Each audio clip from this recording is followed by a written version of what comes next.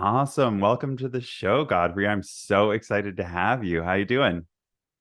I'm well. Thank you for having me. Once I saw you, I was like, I need to have him on the podcast. He's amazing.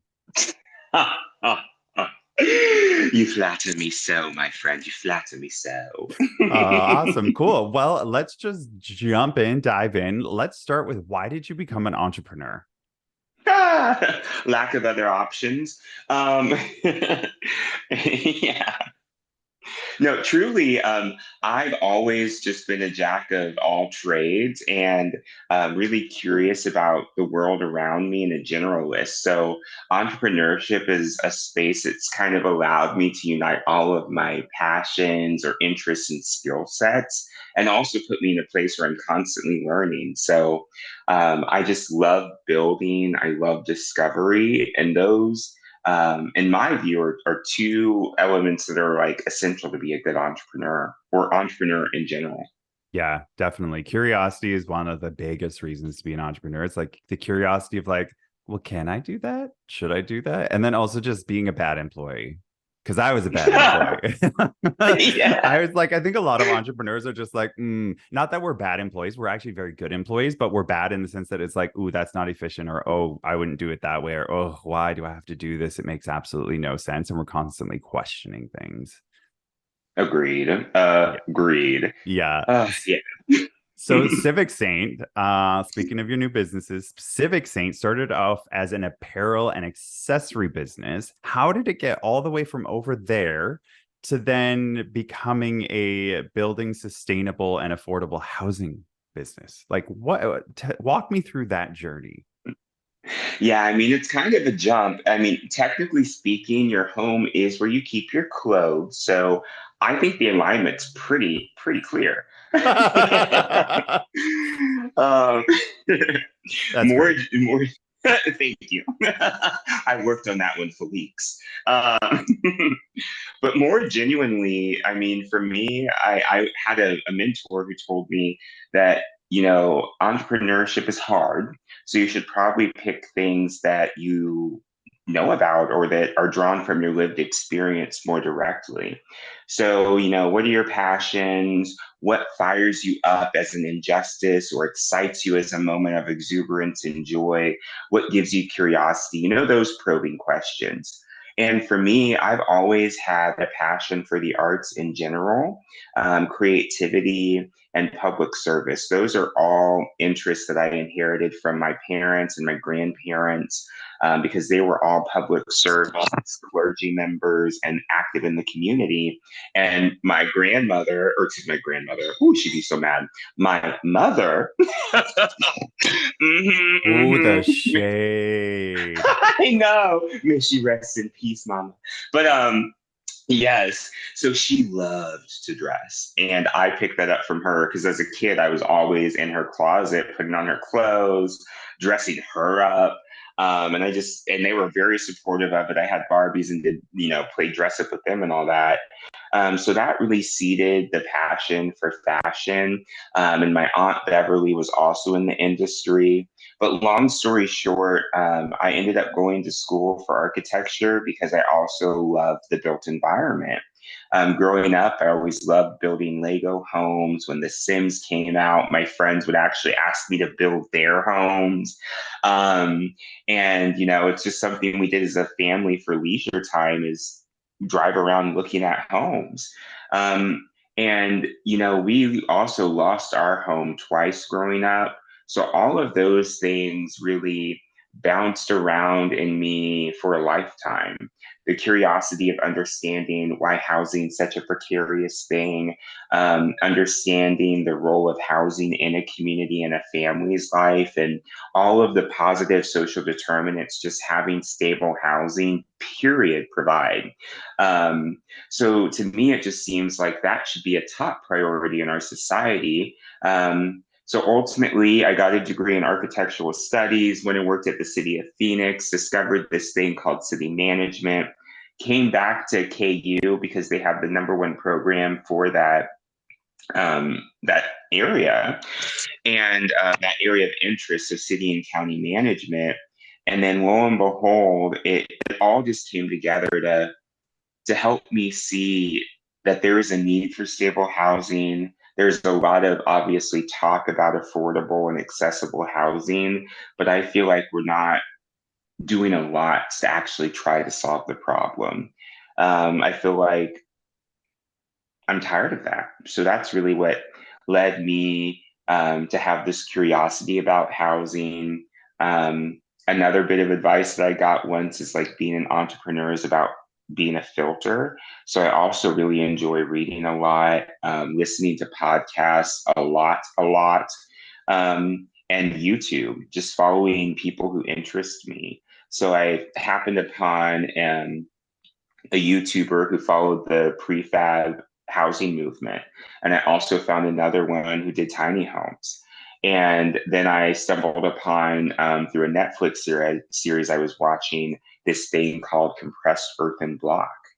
So I started to wonder, why isn't it possible to put all of these things together to offer a housing solution that's both environmentally friendly, but at the same time satiates that demand for beautiful, affordable infill housing? Wow, that's a lot. Oh my goodness. I know, I'm I'm like, sorry. where Edit me do I down, dive girl. in? Right? Where do I dive in and dig in? Okay. I know, and I've got a brick right here too, so I should pull it up for display. Oh God, it's very heavy. Oh, that does look like a giant Lego. Right, literally. Yeah, so what's cool is because it's like a giant Lego, these little bumps that you see, you basically just offset to do what's called a chasing brick pattern. So you Mhm. and I could start constructing a wall now because you have the information you need. And then we just basically use an earthen glue to stick it together. And the cool thing is that because it has these channels in it, that's where you can run conduit, you can run HVAC, you can put rebar in to reinforce it. But it's just a really quick way to erect a building. And this is made of 90% dirt. So very, very sustainable. Okay, so sustainability in regards to like Earth, Mother Nature, amazing. What about sustainability in regards to durability and how long the lifespan or anticipated lifespan for a house like this, built like this, would be? Yeah, so I love this question. So this is what's called a structurally sound brick, meaning that when it gets wet, it doesn't melt away like a normal mud brick we'd make in the backyard. So the other fun fact is that this building material is actually what humans have used to build since 8700 BCE. So, the Great Pyramids of Giza, the Mayan and Aztecan pyramids, Mykonos, if you've ever been there, those are all earthen structures, and they tend to last for hundreds, if not thousands, of years. So that was the other concern for me. I growing up. In the Black community, learning what I've learned about urban planning and city management, I just noticed the trend that in red line or marginalized communities, they tend to experiment um, and also not truly invest in longevity in a way like structural longevity. So using materials that can last forever. And the other great thing is that, since this is a material that can last for hundreds of years, requires little to no maintenance, and is also because it's so thick and bricks hold on to their ambient temperature, the maintenance cost is low because there's no heating and cooling really. Yeah, it's just all around. I can't understand why it's not a more widely available building material. Um, yeah. Yeah. What questions do you Yeah, have? right. So how many of these homes have you built? I went to your website and I saw one and Mhm, it was very mhm. beautiful. And I love how you marry the artwork on Cool. the outside with Thank you. what you're building, which is just, it's magical and amazing, which is why I loved it so much. But the exterior was beautiful with the artwork. How many of these homes have you already built and how many are you planning to build moving forward? So this is a really exciting time for the company because we're in startup phase. So I have my first site in my hometown, Kansas City, Missouri. We have a historical area of town called 18th and Vine Jazz District. If you know of Charlie Parker, Duke Ellington, or Billie Holiday, they all played there. Charlie Parker's actually from Kansas City. So it has a UNESCO World Heritage designation for jazz, and it's the only city in the world that holds that designation. So I'm planning to build my first prototype there on a site called the Vine Street Castle. And then around the corner, I'm currently in negotiations to secure some parcels of land to stand up my first stone homes. So I've got three product offerings. I'm starting with two because, you eat an elephant one bite at a time, I suppose. Uh, and I'm trying to think, how would Tesla do this? The item with the least variability goes first. um, so to that end, I've got my geo cabin that will be the prototype I'm standing up on the Vine Street Castle. And those are 200 to 300 square feet, really intended to be an ADU or accessory dwelling unit. You could do it for short-term stays. You could live in it. It's really a tiny home. For most, I think they probably end up being more comfortable with my mid-size product, which is the stone home that's pictured on civicsaint.com. And that one's 600 to 750 square feet. And those will be around the corner on that site I mentioned we're negotiating right now. Okay, awesome. I'm really curious. The stone homes, so the bricks Mhm. are the outside. What about like the flooring and like Mm. interior stuff? Yeah. So the interior would look like a normal finished wall, kind of like what's behind you, except it'd be stucco. You can leave them bare, kind of like you might see in America. And where I'm from, everyone has a basement because we live in Tornado Alley. Fun fact. Wizard of Oz, Dorothy is from my home state, Kansas. um, so, if you go down into the basements here, you'll typically see the cement block and it may be painted, or it's just bare. So you could leave it bare if you want a rougher look. But ultimately, it would look like a standard finished stucco wall. Okay, but what about the flooring? Is that also going to be made Oh, out of the bricks, or is that like going to be wood flooring, or how's that work? oh my God. Yeah, I totally missed the thought. Yes. All of the above. So I really like natural elements. So I really want to do I'd love to do some sort of like birch wood flooring that looks like it's been maybe lightly kissed by stain. Um, I'm really interested in cork flooring because it's extremely sustainable. So yeah, that's an option that I'm kind of my dream, my plan is to similar to Tesla when you order your home, order your car, you'll have different options. So if you want a natural CEV floor, great. Your dishes are going to break anytime they hit it, but that's all you. Yeah, don't get those breakable dishes then. I know, right? But truly, it would give you the ability to pick a package option based on your comfort, your aesthetic. So ultimately, I would love to. I'm piecing those options together right now. Amazing. So walk us through like the price range from like your starter model, smaller model, all the way to the bigger one that you have planned. What's that price range look like? Because I know that affordability is definitely one of the biggest things that you're looking at. Yeah, I mean, to that point, I had the opportunity to sit down with the Urban Land Institute. I don't know if you have something comparable in Canada, but they're basically like a nonprofit planning partner for the community. And they're just interested in like land management. So very, very dry to most, completely fascinating to me. um, but I sat down with their CEO of the Kansas City affiliate, Catherine Carter, and she mentioned in that conversation that new builds in our community right now for 1,000 square foot home are hovering around 250,000 for a stick built home. So that's high, obviously, for a very small space. Right now, my goal is to deliver for sub $100,000 for the two products I've mentioned, the Geo Cabin and the Stone Home. So the Geo Cabin, I'm working to deliver for anywhere between about 30 to maybe maximum $40,000. Ultimately, my goal would be to drive it down even further to maybe get to a price range of 15 to 25,000. But that's a price ceiling I probably can't achieve until I have obviously more volume because economies of scale. Hmm. And then the stone homes are going to be 50 to $65,000. Depending on the options, if you want to upgrade, I may offer premium upgrades. Again, we're still exploring all of those options, but I just priced out my prototype, and I know for a fact I can achieve the 50 to 65,000 for the stone home, which is really exciting to me.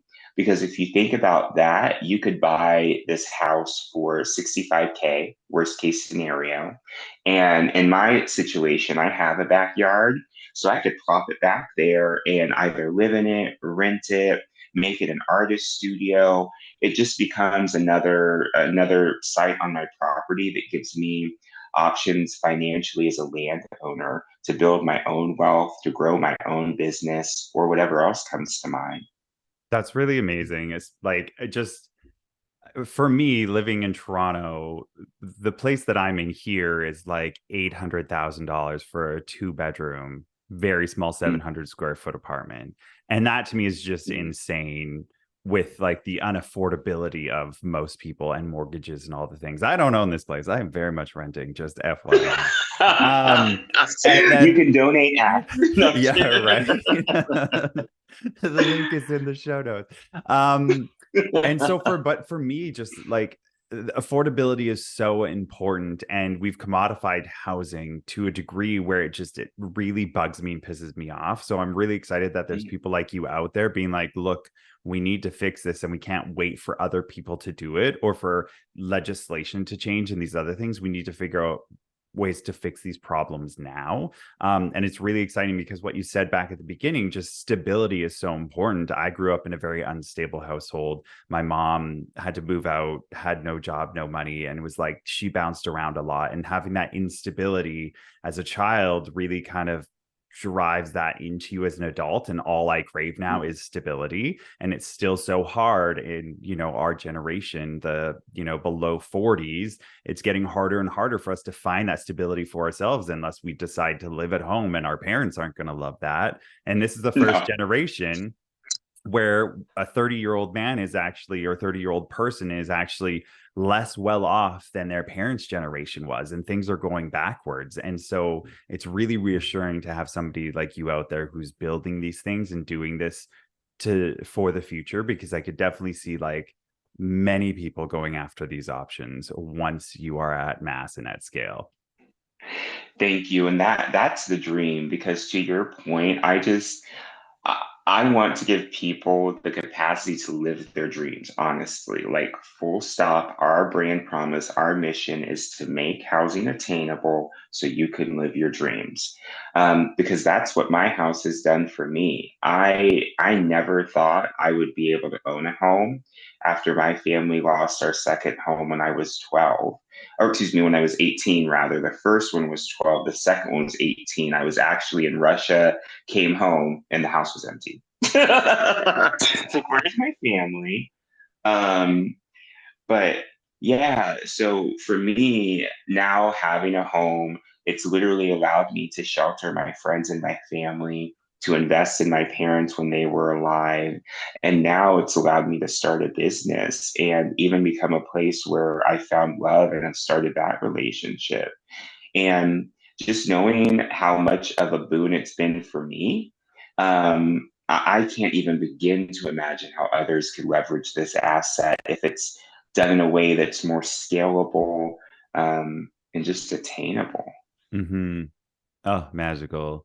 Okay. What's been a pain point for you when it came to growing as a business owner and an entrepreneur? Because I can imagine this journey has not been easy. No, no, both personally and professionally. But if you want to build muscle, you must, endure some pain. Mm-hmm. Yeah. So I would say like the personal hurdles have obviously, been losing my parents a lot earlier than I would have liked. Um, because my dad passed away when I was 29 and my mom when I was 31. And it's just been hard to navigate some of these choices and opportunities or challenges without having that advice and having that life term partner, so essentially someone who has seen you from birth to this moment and knows you deeply, in some ways better than you may know yourself, to be able to just be that outside reflection point. So rebuilding that has been a little bit of a challenge, finding that mentorship to fill the gaps, because I'm never going to be able to replace or even create that level of advice. Mm-hmm. Um, so that's been hard. More, and then how it shows up in the business. Um, Gosh, I would say having the confidence to take the leap is always hard. Um, because when you're staring at, I'm someone who goes by the numbers, and when you're staring at the spreadsheet, and maybe seeing the risk that moving into housing has financially, it's terrifying. But at the same time, it's just reminding myself that, if I go down trying to make housing more attainable. So Mm-hmm. for me, it's worth it. And I think the blessing in all that I've been through, because I also am a cancer survivor during the time I was losing my parents, it's shown me that, as long as I have my life and my loved ones, that's all I need. And even if my loved ones aren't with me physically, they're still, with me spiritually, emotionally, um, in my memory through things my parents told me that I didn't want to hear because I was, young and hard headed. That I'm like, oh, that is some good advice. But yeah, does that answer the question, or Oh what yeah. do you I think? I think there's a lot of entrepreneurs. There's I feel like there's two entrepreneurs. There's ones who just want to make a lot of money, but I think that also just stems from craving stability in their life. Mm, And then there's the ones that are so purpose driven that they have to be an entrepreneur because they have to change some sort of injustice or something they see in the world, that they want to make it a better place for other people. And I think the majority of entrepreneurs do genuinely fall into that camp of being like, I see something, I need to fix it.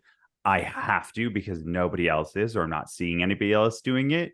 And even if I go down, I'm going down knowing that at least I tried. Yep. Yes. Uh, and the magic in that is when it works. Wow. Right? So I noticed Yes. you mentioned mentorship. How big of a role has mentorship Mm, played for you on your journey? mm. It's been big. And for me, it's been a retroactive realization, I would say, because I haven't had a, walk by my side mentor outside of my parents. Um, but so I'll say that, edit this out. There ain't Like, no editing on this show, girl. oh, girl, no. I got caught up in my word soup. It's all good. People, no, I don't ever edit my shows because I find people love the authenticity of it. They love the mess. That's what, like, why do you think people love reality TV? They love True mess. that. True that. Especially when it's mess you don't have to deal with directly. hmm You're like, I see you over there. I'm clocking that, but I'm staying over here Mhm. eating my popcorn. There is literally a meme of a llama that's like chewing its cud, and it's like, and it reads close enough to ear to tea, and that's me. Amazing. Okay, so uh, mentorship's played a big role. yes, yes, yes. It has truly, because for me, I've taken kind of like the board assemblage approach. So, there's someone that I see who does something really cool, and I feel like there might be kismet or connection because of how they approach their business or what they're actively doing just interests me. So I'm like, hey, can I sit down and just pick your brain and have a conversation like this? So I did that a lot in my 20s and in my early career. When I was an AmeriCorps Vista member, I was at the city of Phoenix, Arizona, and I was fortunate to have a really supportive supervisor who told me that very thing. You're here to, get your job done, but you're also here to learn. So if there's something that sparks your curiosity, go and seek it out. I am here to support you. I am here to make those introductions. And my God, she delivered. So I would say, even if I share that story because I often think people think mentorship means finding that singular person who can follow you through the arc of your career or whatever journey you're on. And that's not necessarily the case. I think mentorship is about finding the person who's best able to help you achieve your dreams, who can work as a sponsor. So actively getting you those opportunities or opening the door for you or promoting you up into that space. They can be a critic to help you see yourself from a different perspective to learn and grow. And they can also just be emotional comfort, like, yo, I am going through this really hard thing. Can you relate? Oh, thank God you can. I'm not crazy. So that's kind of how I've pieced together what I would call the full body of a mentor. But if I were to add it up, I mean, the tally right now for people I go to for those things is probably around a dozen. And, you know, and within that, I don't want people to think that that means that you're sitting down with them regularly, like every week. That's not necessarily true. It's more so hey, I noticed you're really good at this thing. Let's have our initial intro talk. Could I stay in touch with you if I have more questions? The answer is usually yes, fortunately. So that's how I've approached it. Awesome. I love that. And that's so true. Like I'm very much the same on my journey. I've kind of had mentors along the way just because I picked people's brains and like I've watched a lot and I like to watch and observe because I don't want to reinvent the wheel. I want to improve upon the wheel. So I'm like, well, Yes. who's fucked up? Who's fucked up enough that I can watch and be like, okay, well, I'm not gonna do that. But Mhm. like I do have one mentor who I actually just caught up with yesterday, and we do like the once a month kind of a thing, and it is so Nice. grounding to also have that person who is like a consistent, I know what I'm going to get when we come together. We're talking about business and like, but also personal lives and stuff like that, because it does intermingle, it does mesh together. But being able to find that and have that in your life is so important. And I think anybody listening, if you don't have a mentor and you want a mentor, it's not about finding just a program or something. There are tons of them out there. I know NGLCC has them, CGLCC has them, lots of programs out there have them.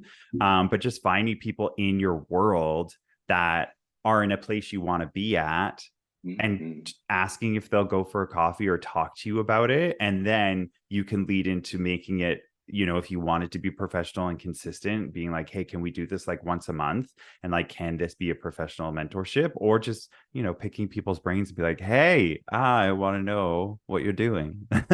Yes. Tell me more. Say Right. more. So you ended up winning $30,000 I from the did. Woo. NGLCC Leadership Conference in Denver, which is where I saw you, which was amazing. You absolutely blew me out of the water on the stage. How are you Thank going to be you. using that prize money to further your goals with Civic Saint? Yeah, so that money is really important because it's the first, seed of an investment. So I've already used that money to book a training course so I can actually learn how to run a CEB, compressed earthen block. That's what that stands for, a CEB production facility. So my business and life partner, Chris, and I are going down to that training in November. And then I'm also about to order, I actually have the invoice in my inbox, order our production equipment today. So that was the other, yeah. I'm so excited. So truly, that is groundbreaking, pun fully intended. Um, Ah, I love my dad jokes, but I'm like, as an aside, that's in the handbook. You know, working at Civic Saint, you got to come with your best, corny jokes. I love that. I We're love it. here for the puns, but truly, so to that point, we're ordering our production equipment that will allow us to build that prototype I mentioned, starting as soon as it arrives, roughly in 3 months. So that would be roughly January, February, if I'm doing the math right, at the latest. So we'll build, and then in April, we're going to have our public launch or prototype party, is what I'm calling it, um, uh, in the office right now. But essentially, it's going to be the last week of April during Kansas City's Design Week, which brings together folks from our design, architecture, and creative industries. And my other business partner for this actual prototype site, Pat Jordan, she was excellent and secured the actual site itself. So we're going to stand up one of Civic Saint's geo cabins there and use it as a show home to really talk with these folks about how they can use environmentally friendly design techniques to create affordable housing, how they can, use the principles of neuroaesthetics to create more enriching spaces so that when you are working in marginalized communities, you're not just putting in hideous stuff, you're putting in stuff that actually inspires people and can create a sense of community and produce better mental and physical health and community outcomes. So that none of that would be possible without the NGLCC Pitch Award, because it's paid for, again, the literal class, it's paid for the equipment, and then it's paid for our design and staff time to build toward that manifestation. Oh, good. I'm so glad. I'm so glad. I Well know, deserved. right? Well deserved. Thank What's you, thank you, coming, thank you. right? What's coming next in 2024 for Civic Saint? Uh, well, I mean, first and foremost, that prototype I mentioned. So again, that's during KC Design Week, which is in April of 2024. So please look it up. I believe they're going to be announcing those dates anytime in the coming weeks, publicly. So you've got a little bit of an insider scoop here. Um, so that's going to be big for us because it will allow us to have a physical product to get even more market feedback. And then from that, we're going to be introducing our very first product. So my goal is to launch the prototype in April, let that stand, give tours, do brick building demonstrations to help people build familiarity and understanding with the material, and then gather market feedback. And then towards the end of the summer, that's when I'll open up public orders. My target date is September 1st. And that will be for a limited run of our geo cabins so that folks can, have them in their backyards or wherever. And then from that, I'll probably take a pause, see where we're at in the winter, do some tweaks. And then in 25, go even bigger. But I'm trying to, one thing that I heard from a really great podcast called How I Built This that I follow, there was an entrepreneur there that talked about having a lifetime business. And while I do want to grow very quickly because the issues we're trying to solve for need to be solved yesterday, I also want to make sure that I'm growing in a way that's sustainable so that I can provide ideally lifetime employment for my employees and for myself and my family. I want to be a business where I empower my employees to have some form of stability with their Civic Saint income, and maybe I'm 20 to 30 hours of their work week. And then ideally, because I'm employing artists and people involved in the community, they're spending that other time that would be devoted toward a 40-hour work week doing what brings them joy, working on their artistic practice, volunteering, spending time with their family, or just taking a goddamn nap. Yeah. That's what I would be doing.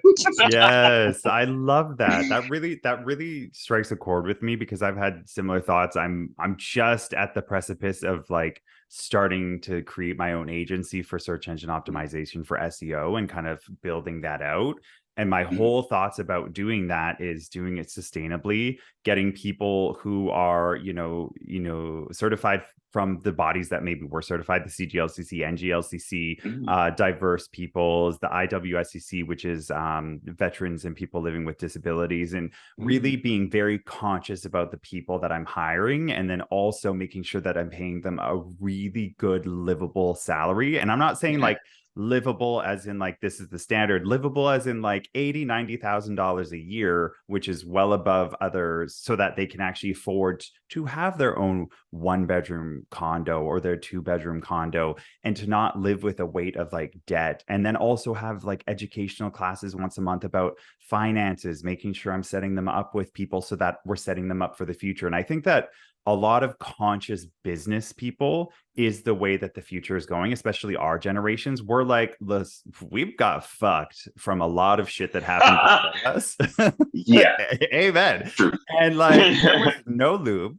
And we are now looking for a way that all of us can move forward together. And it's the only way that I can see the world really coming together and surviving as a humanity, is by us being like, look, we have to change. And I'm so glad that you're implementing those kinds of things in your business as well for the long-term future of Civic Saint. Thank you. Yeah, I really I mean, true to the name, I really want people to see that there are different options in how you choose to do business.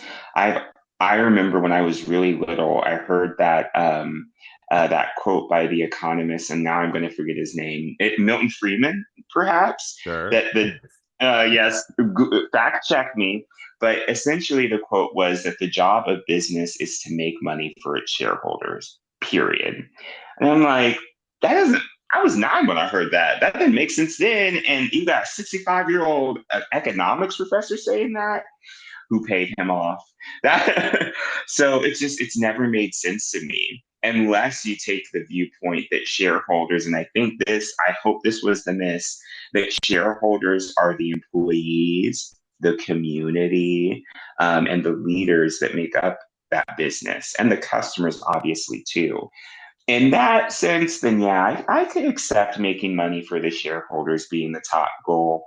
But as it's been practically implemented, it's really meant that companies have lost their attachment to community. They don't invest in their employees. And it's just, I mean, we're seeing it. To your point, we're living these negative outcomes and are all starving for something new.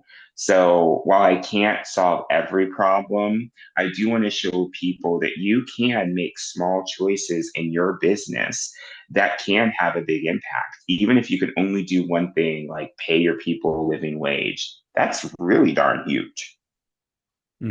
Definitely. I just have to point out this whole interview, if you're watching this on YouTube, the Kansas sign behind you, because it's a circle, has literally made you look like a saint the whole time. And I'm just like, how perfect is this? You're gonna go back and watch now and be like, oh yeah, like literally the whole time you're talking, it's just been this perfect halo around your head. And I'm like, I love you know it. what? You know what? It is what it is. And I got this angelic glow coming in. Walk into the Exactly. light. Exactly. This has been an absolute delight and a pleasure. I'm so glad that you agreed to come on the podcast. Thank you so much. Where can people find out more about you and the work you're doing with Civic Saint? Well, absolutely. Thank you so much for having me. This has been an amazing conversation, and you've got me wanting to move to Toronto now because everyone's so nice. But yes, I would love to stay connected with everyone. So we're on Facebook and Instagram at Civic Saint. And then you can also find us online at civicsaint.com. And if you're interested in staying updated about when the houses launch, please scroll down and actually opt into the notifications to be the first to hear about that. And then I will say another little tidbit is that I may genuinely be coming to Toronto soon. So we'll have to stay connected because there are some bubbling opportunities there to participate in your houselessness and homelessness crisis, to hopefully provide Civic Saint as a solution. But we'll see how that goes. That's a little outfit of Amazing. Well, it. we'll stay in touch and you'll have to let me know. Thank you so much for being on the show, Godfrey. I hope you have a magical day and peace, love, rainbows to you. Likewise. Thank you so much.